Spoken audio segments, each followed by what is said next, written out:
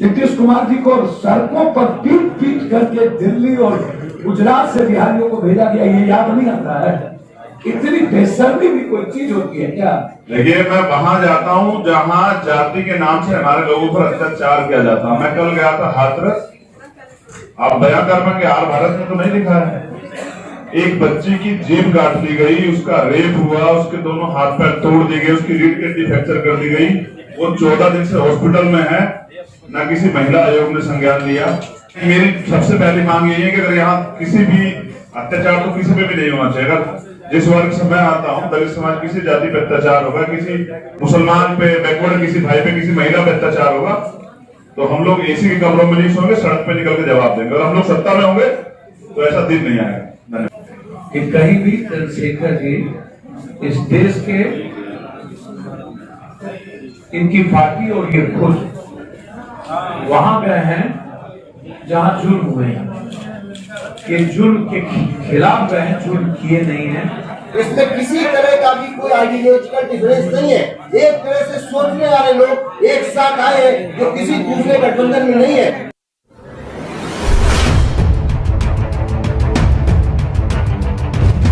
मैं विश्वास दिलाता हूं 2 दिनों के अंदर आपको इससे और भी हमारा गठबंधन हम चाहेंगे। जसवंत सिन्हा साहब से भी हम कहा कि सब लोग आए, बिहार बचाना चाहते हैं तो हम सबके साथ हैं। और जो मेरे गठबंधन की राय होगी काम करेंगे। हम स्वागत करते हैं कि अब महाभारत का जगत फूक चुका है। 30 साल का महापाप और कुकर्म बिहारियों को आत्महत्या करने पर मजबूर करने वाला 2 गठबंधन 1,44,000 यूथ आत्महत्या किया है, जिसमें सबसे अत्यधिक बिहार है। और इस पर कोई चर्चा बहस भारत सरकार के इंडेक्स पर है, कोई चर्चा नहीं है। इसीलिए अब पहले बिहार और बिहारी फिर कुछ होगा। इस निर्णय के साथ मैं आपका स्वागत करता हूं। ये गठबंधन स्वाभाविक गठबंधन है और यही संकल्प के साथ विकल्प है। ये कोई तीसरा मोर्चा नहीं होगा और इसमें सभी लोग आएंगे। फिर आपको 2 दिनों के बाद एक व्यापक हम लड़ेंगे लीडरशिप के रूप। याद रखिए, हमारा चेहरा होगा इस गठबंधन और वो आपको 2-3 दिनों के अंदर पता चलेगा। बस आज इतना ही। बहुत बहुत धन्यवाद। नमस्कार। आप सबको कुछ पूछना, आप सब कुछ करते। एक मिनट, एक एक करके सर एक एक आपको बोलते हैं कि नीतीश कुमार को अकेले चुनाव लड़ना चाहिए, सबको बोलते हैं अकेले। आप क्यों नहीं अकेले रहे? क्यों गठबंधन करना पड़ा? आपको अपने आप पे भरोसा नहीं है? सर मैं एक बात बोलूं, नीतीश कुमार ये कहते हैं कि मेरे सामने कोई नहीं, और वो खुद ही ऐश्वर्या का सहारा लेते हैं, राम लखन सिंह जी के पोते का सहारा लेते हैं, खुद ही वो रघुवंश बाबू का सहारा लेते हैं। लास्ट पर राजनीति करने की फितरत नीतीश बाबू। जिस व्यक्ति ने भारत के संविधान को सदन में, राज्यसभा में पहली बार आजाद हिंदुस्तान के बाद वोटिंग का राइट नहीं लिया, और उसको भी तो नीतीश कुमार बताएंगे ना कि गुजरात में बिहारियों को क्या हुआ था, राजस्थान में क्या हुआ था, महाराष्ट्र में क्या हुआ था, और कोरोना वायरस में बिहारियों को कितना पीटा गया था। इनको याद आ जाता है सुशांत और लोग। और लेकिन नीतीश कुमार जी को सड़कों पर पीट पीट करके दिल्ली और गुजरात से बिहारियों को भेजा गया, ये याद नहीं आता है? इतनी बेशर्मी भी कोई चीज होती है क्या? राजनीति के लिए इतना गंदा खेल खेलते हैं। तो सत्ता में 15 साल वो न रहे, हम नहीं ना। हमारा भरोसा जनता के साथ है और जनता का गठबंधन हो चुका है। इस गठबंधन ये संघर्षशील लोग हैं, ये संघर्षशील लोग हैं और एक संघर्षशील व्यक्तित्व का यहाँ जमवाड़ा है। सत्ता के लिए नहीं, स्वार्थ के लिए नहीं। सर सीटों का स्पष्टीकरण कब होगा? सर एक मिनट मैडम, चिराग पासवान और उपेंद्र कुशवाहा कब ला रहे हैं? आप बताइए। यही प्रश्न स्वयं पूछना है, हम ला नहीं रहे हैं, बातचीत हुई है ना सर? सबसे बातचीत होगी और होगी, और भी बड़ा गठबंधन होगा। या क्यों आप उसकी बकरी ज्योतिष की तरह नहीं?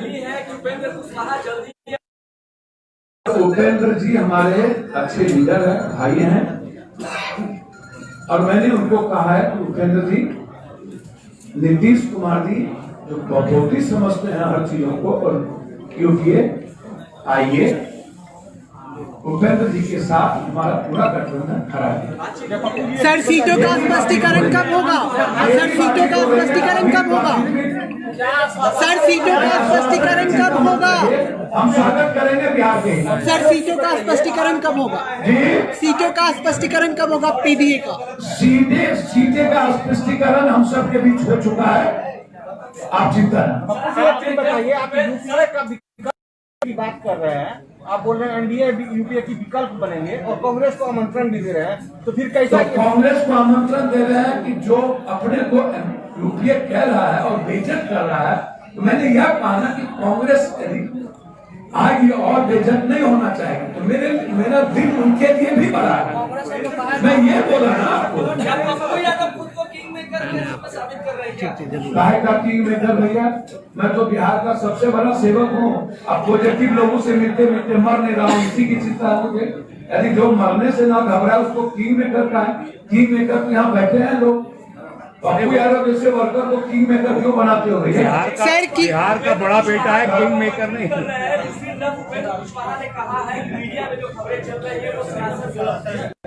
देखिए उपेंद्र बाबू क्या बोल रहे हैं, आप उपेंद्र बाबू का मीडिया से ले लीजिए। मैं इतना जानता हूँ कि उपेंद्र बाबू अच्छे लीडर हैं, मैं स्वागत है।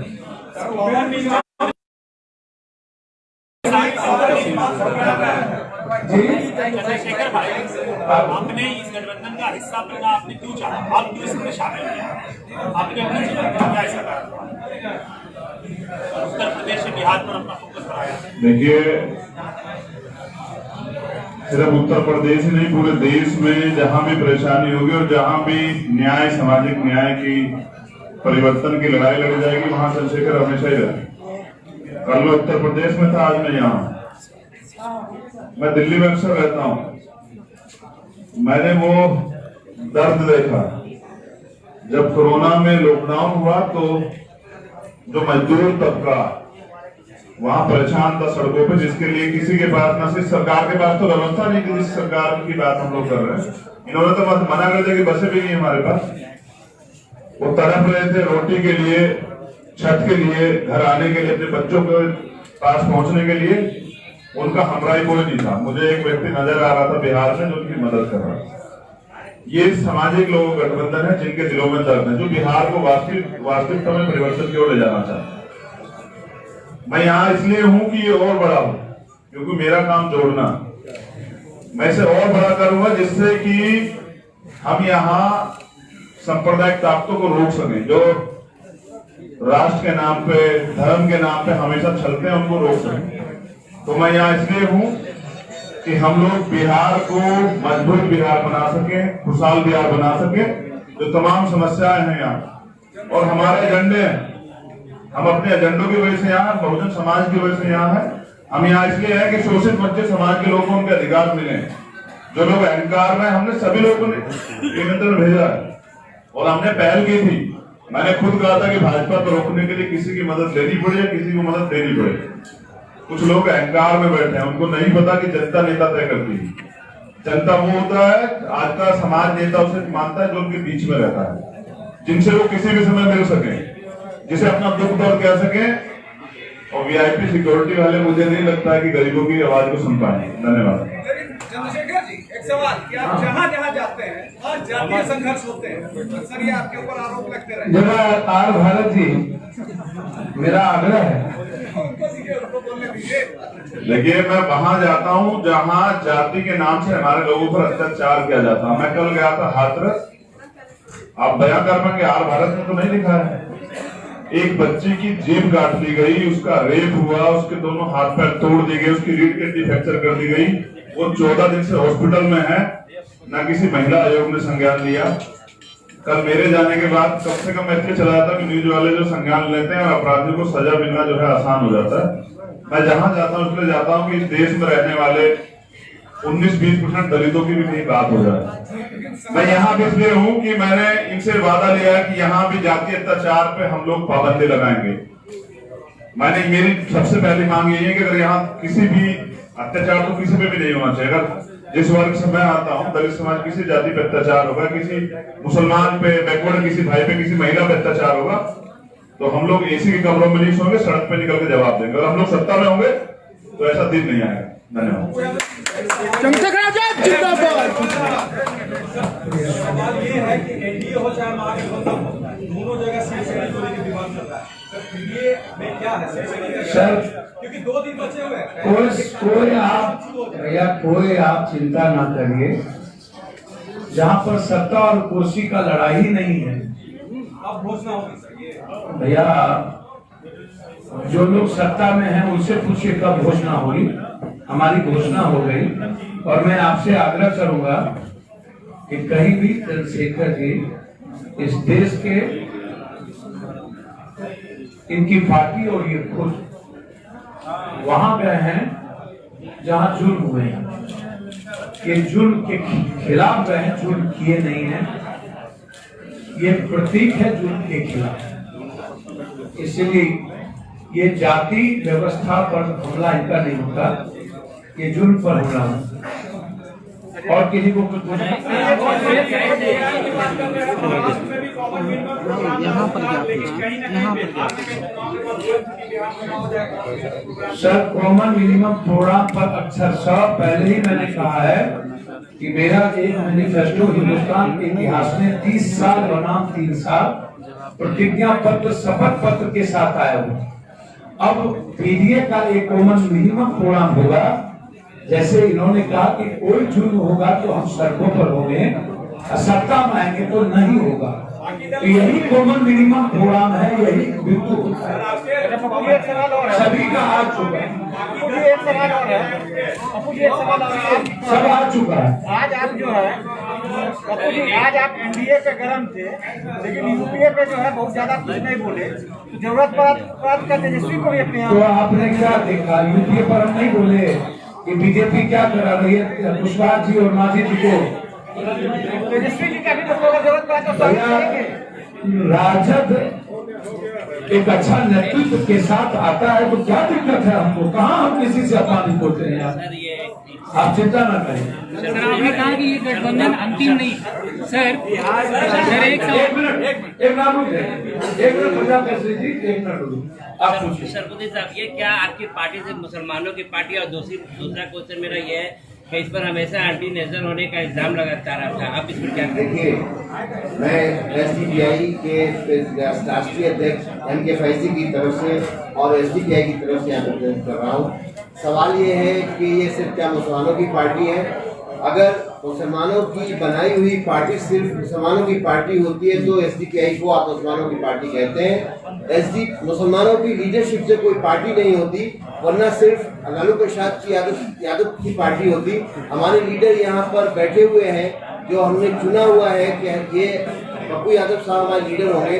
तो अगर मुसलमानों की पार्टी है तो भी हम जम कर रहे हैं उस शिनाख्त में। इस वक्त की पार्टियां, यहाँ चंद्रशेखर साहब बैठे हुए हैं, यहाँ पे मातंग साहब हमारे साथ हैं, और ये शुरुआत है एक ऐसे मूवमेंट की जो बिहार बचाओ से शुरू होगा और देश बचाओ तक जाएगा। क्योंकि बिहार में हमने जो मजबूर वोटर देखा है उसको हम आजाद और प्रतिष्ठावान बनाना चाहते हैं, इसलिए हम इस पे आए हैं। और हम देशभक्त हैं तो इस बात के लिए हमें कोई भी बताने की जरूरत नहीं है, क्योंकि हम संघर्ष की पार्टी है। और कमजोरों को और उन लोगों को भी कोई इंसाफ नहीं मिल रहा, उन्हें दलित भी है, बैकवर्ड भी है, कमजोर सारे तबकात हैं, उनके लिए लड़ाई लड़ रहे हैं। तो जो हमारे ऊपर इल्जाम लगे कि हम देशद्रोही हैं, तो लगाने दीजिए, हम अपना काम करते रहेंगे। और हम इसी तरह से गठबंधन बना के लोगों को के साथ, जो आज ये पार्टी, ये जो गठबंधन है, इसमें किसी तरह का भी कोई आइडियोलॉजिकल डिफरेंस नहीं है। एक एक तरह से सोचने वाले लोग एक साथ आए जो किसी दूसरे गठबंधन में नहीं है, इसलिए ये गठबंधन बहुत दूर जाएगा। आज को 19 इवेंट है इसकी, ये ज्यादा चला जाएगा और एक पेज में बढ़ता जाएगा, आप देखेंगे। सबसे बड़ी बात मैं आपको बता दूं, एसडीपीआई के साथ समझौता बीएसपी का कर्नाटक में, जेडीएस का देवगौड़ा जी का कर्नाटक में, केरल कांग्रेस बेंगलोर में, एआईडीएमके तमिलनाडु में और सपा का केरल में, इनका गठबंधन है और निहायत संविधान बचाने वाली एक शख्सियत है। इंडिया गठबंधन के लोग आपको नेता मान रहे हैं, आप सीएम फेस भी होंगे सर। चंद्रशेखर जी बिहार में दलितों का मांग है, एक रामविलास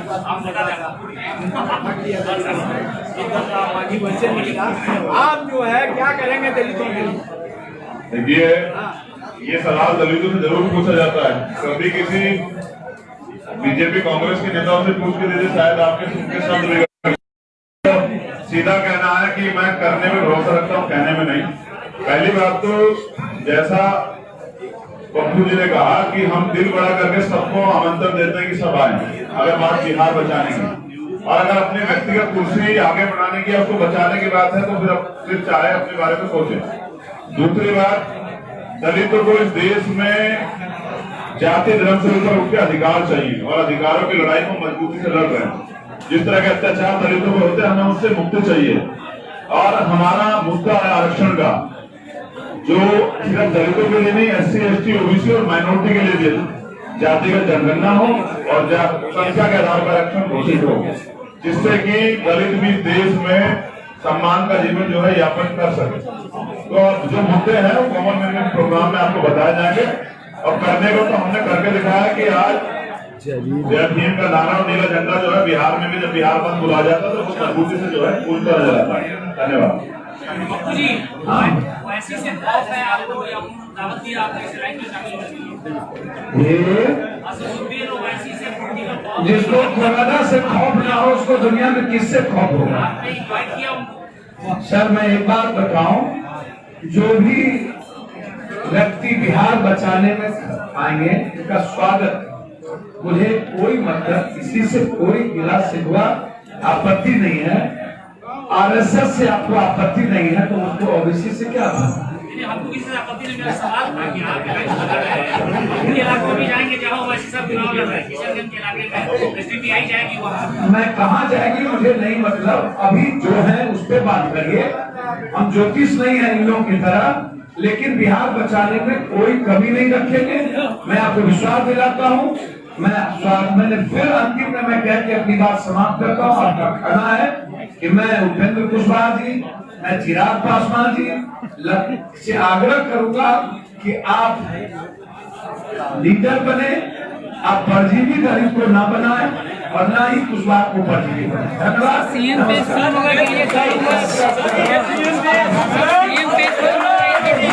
हुआ